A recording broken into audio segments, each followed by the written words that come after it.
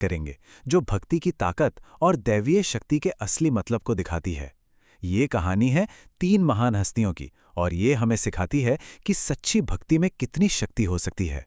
तो चलिए इस अद्भुत कहानी में उतरते हैं। और यही वो सवाल है जो इस पूरी कहानी की जान है। सोचिए, एक तरफ है सर्वशक्तिमान भगवान और दूसरी तरफ है उनके एक ऐसे भक्त जो सिर्फ अपने ही प्रभु को जानते हैं। यही टकराव इस कथा को इतना दिलचस्प बनाता है और हमें भक्ति की असली परिभाषा पर सोचने के लिए मजबूर करता है। तो कहानी की शुरुआत होती है द्वारका से, भगवान कृष्ण की भव्य सभा में। यहाँ ब्रह्मांड के स्वामी एक बहुत ही मामूली सी, एक बहुत ही मानवीय इच्छा जाहिर करते हैं, और यहीं से घटनाओं का एक असाधारण सिलसिला शुरू हो जाता है। कृष्ण बुलाते हैं अपने शक्तिशाली वाहन गरुड़ को। गरुड़, जिन्हें अपनी रफ्तार और ताकत पर सच कहें तो थोड़ा घमंड भी है।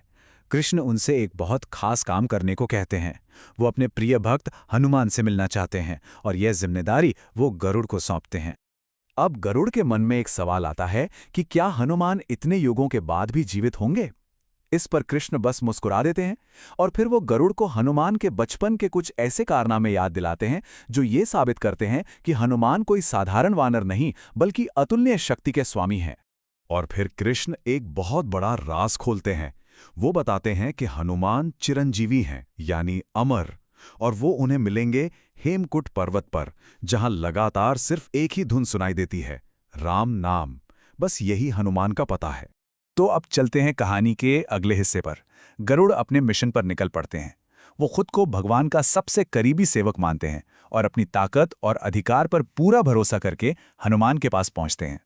और यहां पे होता है 2 महान शक्तियों का आमना सामना। एक तरफ गरुड़ का अहंकार है, जो कृष्ण के आदेश की ताकत लेकर आए हैं, और दूसरी तरफ है हनुमान की अटूट भक्ति, जो राम नाम के जाप में किसी भी तरह की रुकावट बर्दाश्त नहीं कर सकते। हनुमान का जवाब सुनिए, कितना विनम्र पर कितना पक्का। वो साफ साफ कह देते हैं कि मैं तो बस अपने प्रभु श्री राम का दास हूं, उनके सिवा मैं किसी और को नहीं जानता। मतलब कृष्ण का आदेश उन पर लागू ही नहीं होता, क्योंकि उनकी भक्ति बटी हुई नहीं है। अपने अहंकार पर यह चोट गरुड़ से बर्दाश्त नहीं होती। वो बल का इस्तेमाल करने की कोशिश करते हैं, लेकिन नतीजा कुछ नहीं। उनकी सारी शक्ति हनुमान की भक्ति के सामने बेकार हो जाती है। ये पल दिखाता है कि सच्ची भक्ति किसी भी दैवीय शक्ति से कहीं ज्यादा शक्तिशाली होती है। तो अब एक हारे हुए, थोड़े शर्मिंदा गरुड़ वापस कृष्ण के पास पहुंचते हैं और वो मानते हैं कि मैं हनुमान को लाने में नाकाम रहा।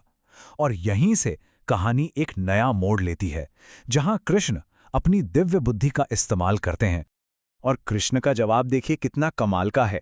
वो गरुड़ को डांटते नहीं बल्कि कहते हैं, अरे ये तो मेरी ही गलती थी।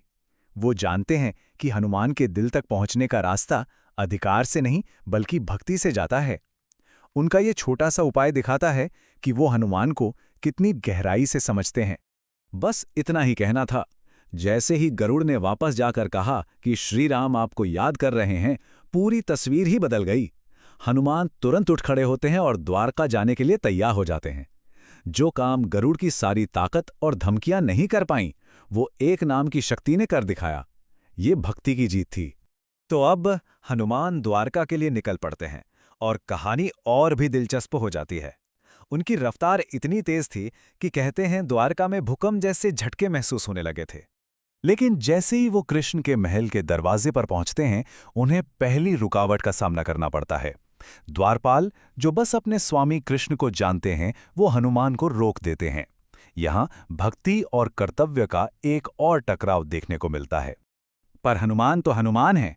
उनका इरादा बिल्कुल साफ था। मेरे प्रभु ने बुलाया है तो मुझे अंदर जाना ही है। अब ये किसका महल है, कौन राजा है, इससे उन्हें कोई मतलब नहीं। उनके लिए तो बस स्वामी का आदेश ही सब कुछ है। और अब आता है कहानी का वो पल जिसका हम सबको इंतजार था, वो दिल को छू लेने वाला लम्हा। हनुमान आखिरकार कृष्ण की सभा में पहुंचते हैं। यहां उस भक्त और भगवान का मिलन होता है जिसका कृष्ण को बेसब्री से इंतजार था। जरा सोचिए, सामने साक्षात भगवान कृष्ण खड़े हैं, पर हनुमान की आंखें किसे ढूंढ रही हैं? वो पूछते हैं, प्रभु तो हैं, पर माता सीता कहाँ हैं? उनकी भक्ति देखिए, बस एक ही स्वरूप पर टिकी हुई है। उनके लिए भगवान मतलब धनुषधारी राम और उनके साथ मां सीता। और यही तो इस कहानी की सबसे खूबसूरत बात है। कृष्ण, जो खुद परब्रह्म है, अपने भक्त की एक इच्छा पूरी करने के लिए अपना रूप ही बदल लेते हैं। ये पल दिखाता है कि भगवान के लिए अपने भक्त की भावना कितनी बड़ी चीज है। और जैसे ही कृष्ण धनुष बाण लिए हुए भगवान राम के रूप में आते हैं और उनके साथ मां सीता भी प्रकट होती हैं, हनुमान बस भावुक होकर उनके चरणों में गिर पड़ते हैं। पूरी सभा उनकी प्रार्थना श्री रामचंद्रम शरणम प्रपद्ये से गूंज उठती है। ये था भक्ति और देवत्व का सबसे सुंदर मिलन। तो अब कहानी अपने आखिरी पड़ाव पर है। यहाँ कृष्ण हनुमान को कुछ बहुत जरूरी बातें बताते हैं और उनकी भक्ति का सबसे बड़ा इनाम देते हैं। कृष्ण हनुमान को ब्रह्मांड का सच समझाते हैं। वो कहते हैं कि देखो, हर युग में मेरा रूप अलग होता है। त्रेता युग में मैं राम था, अब इस द्वापर युग में मैं कृष्ण हूं, लेकिन असल में मैं एक ही हूं। ये सारे मेरे ही अवतार हैं। इस ज्ञान से हनुमान को अपने प्रभु के असली विशाल स्वरूप का पता चलता है। और आखिर में कृष्ण हनुमान को वो वरदान देते हैं जो शायद किसी भी भक्त के लिए सबसे बड़ा सम्मान होगा। वो भविष्यवाणी करते हैं कि अगले कल्प में हनुमान ही ब्रह्मा का पद संभालेंगे और इस सृष्टि की रचना करेंगे। सोचिए जरा, एक भक्त की यात्रा कहाँ तक पहुँच सकती है। ये कहानी हमें सोचने पर मजबूर कर देती है। क्या सच्ची भक्ति का आखिरी मकसद सिर्फ मोक्ष पाना है, या फिर खुद ईश्वर का ही एक हिस्सा बन जाना?